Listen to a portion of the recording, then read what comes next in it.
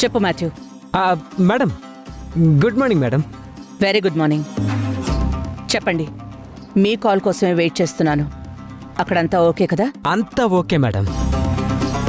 మొన్న రాత్రే వాళ్ళు తమిళనాడు చేరుకున్నారు. గుడ్. వసుంధర రియాక్షన్? చాలా గొడవ చేసిందంట మేడం. మునిస్వామి కత్తి చూపించి బెదిరించేదాకా ఎదిరించిందంట మేడం. పెద్ద పెద్ద ఆంబొత్తుల్లాంటి వాళ్ళని డీల్ చేసిన మునిస్వామికి వసుంధర చాలా చిన్న కేసు మేడం. పోట్ల గిత్తల్నే బెదిరిస్తాడు. వసుంధర పెద్ద లెక్క. మేడం, మీకు ఇంకో న్యూస్ మేడం. చెప్పు. నిన్న రాత్రి వాళ్ళకి కార్యం జరిగిపోయిందంట మేడం. ఆ సంతోషంతోనే వాడు రాత్రి నాకు ఫోన్ చేశాడు. అదొక తమిళోడికి పిల్లల్ని కంటూ అక్కడే ఉండిపోతుంది మేడం. అక్కడే ఉండాలి. చాలా జాగ్రత్తగా ఉండమని చెప్పు. తను పారిపోయే ప్రమాదం ఉంది. అలాంటిదేం జరగదు మేడం. మేడం, అక్కడ ఉన్నదంతా రౌడీలే. పారిపోయిందనుకోండి శవంగా మారుతుంది. Madam madam madam madam, Munuswamy phone చేసినప్పుడు ఇంకో 10 లక్షలు కావాలని అడిగాడు. ఆ వసుంధర చుట్టూ ఇంకొక 5గురిని పెడతాడంట. అలా సంవత్సరం వరకు దాన్ని బయటికి రాకుండా కాపలా కాస్తా అన్నాడు. అంటే ఇలాంటి వాళ్ళు మొదట్లోనే లాగాలని చూస్తారు మేడం. 6 నెలలైతే వాళ్ళ ఫోన్లు కూడా ఎత్తరని భయం మేడం. సరే, నీ అకౌంట్లో వేస్తాను. ఎట్టి పరిస్థితుల్లోనూ ఆ వసుంధర బయటపడకుండా చూసుకోమను. అలాగే మేడం. Thank you madam. నమస్తే మేడం. ఉంటాను మేడం.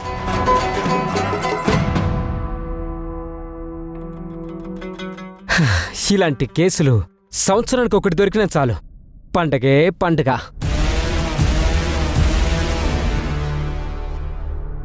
ఒక ఊరిలో మొదలైందిలే ఈ ప్రేమ కథే. ఆ రోజు బావా, నేను నిన్ను ప్రేమించాను. ఏ చోట మలుపు తిరిగేను, తన చివరి గమ్యమేదు. కథ కంచికెప్పుడు వెళుతుందో తెలిపేది ఎవ్వరో. ఒక ఊరిలో మొదలైందిలే ఈ ప్రేమ కథే. ఆ రోజు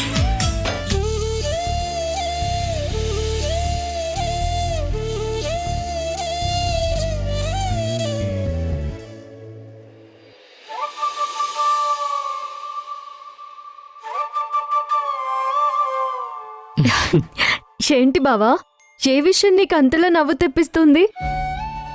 ఇది చూసావా వసుంధర? సెంట్రల్ మినిస్టర్ ఒకడు తన కూతురు పెళ్లి 5 రోజులు చేశాట. ఓ, రోజుకి 150 రకాల డిషెస్ వడ్డించారట. అవునా? ఎంత ఖర్చు ఉంటుందో కదా. వచ్చిన బంధువులు 10 రకాలకు మించి తినలేరు. 3 రోజుల తర్వాత ఇంటికెప్పుడెళ్తామా అనిపిస్తుంది. ఆ డబ్బుతో మనలాంటి వాళ్ళని చదివిస్తే జీవితాంతం ఆయన పేరు గుర్తుపెట్టుకుంటాం కదా. ఏది చెప్పినా చివరికి నీ చదువు దగ్గరికే వస్తావే. అవును వసుంధర, నువ్వు పెళ్లి గురించి ఎలాంటి కలలు కనలేదా? మన పెళ్లి ఎలా జరగాలనుంది? ఇప్పుడు 5 రోజులు పెళ్లి చేయమంటావా ఏంటి? అలా కావాలంటే సెంట్రల్ మినిస్టర్ కూతుర్నే చేసుకో. చేసుకోవచ్చు, కానీ పాపం నువ్వేమైపోతావో అని. నీకు సెంట్రల్ మినిస్టర్ కూతురు వస్తే నాకు ఏ కంపెనీ వైస్ చైర్మనో ఏఎండీనో రాడంటావా? అప్పుడు నేను 5 రోజులు పెళ్లి చేసుకుంటాను. ఏంటి బావా, చెప్పు మరి, చేసుకోమంటావా? చేసుకోనా? చెప్పు. వద్దు వసు. చేసుకోనా?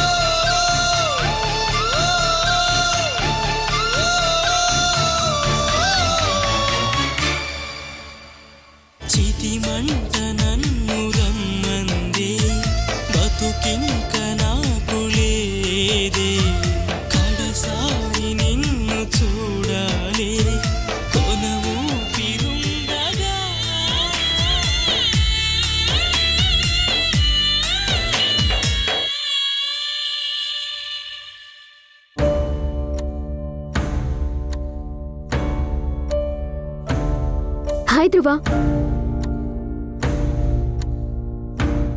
ఇంకా నా మీద కోపం పోలేదా ధ్రువ?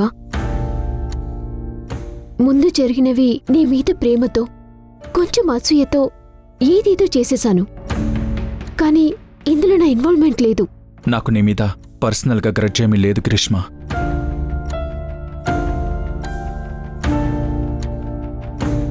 వసుంధర విషయంలో నువ్వు చేసే పనులు నాకు నచ్చేవి కాదంతే. ఎనీవే, ఆ టాపిక్ వదిలే. నీకు నచ్చదు అంటే మళ్ళీ ఆ వసుంధర గురించి మాట్లాడను. కానీ మొదట్నుంచి తను కనిపించేంత అమాయకురాలు కాదని నా ఫీలింగ్. అది ప్రూవ్ చేద్దామని చూస్తే నేను ఫూల్ అయ్యేదాన్ని. ఆ వసుంధర నిన్ను ఆంటీని ఎంత మోసం చేసింది. నీ కన్సర్న్కి థ్యాంక్స్.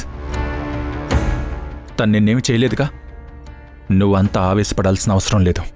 అలా మాట్లాడతావేంటి? నేను బయటిదాన్ని కాదు, ఈ ఇంట్లో మనిషిని. ఆంటీ నాకు చాలా ఇష్టం, అలాగే నువ్వు కూడా. ధ్రువ, నీకు మనసులో చాలా బాధుంటుంది. అదంతా నాతో పంచుకో. నేను నీదాన్ని. నువ్వు ఏ మాట ఏ ఉద్దేశంతో అంటున్నావో నాకు తెలుస్తుంది గ్రీష్మ. ఒకప్పుడు ఎవరికి దొరకకుండా నీకంటే తెలివిగా మాట్లాడేవాణ్ణి. వసుంధర నా జీవితంలో నుంచి వెళ్ళిపోతే నీకు స్థానం ఉంటుంది అనుకోకు. అది జరగదు.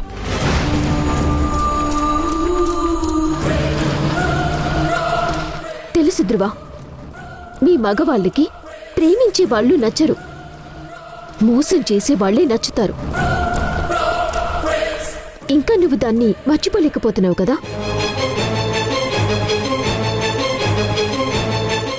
ఎందుకు ఎందుకు ధ్రువ?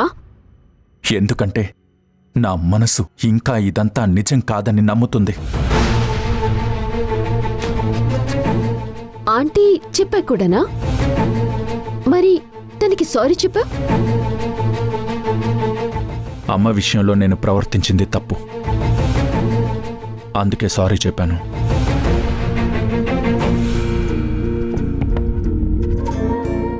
తన్ని బాధ పెట్టినందుకు సారీ చెప్పాను.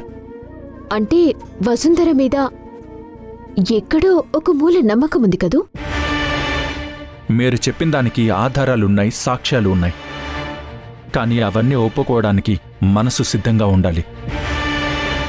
ఇప్పుడు నా మనసు అలాంటి పరిస్థితుల్లో లేదు.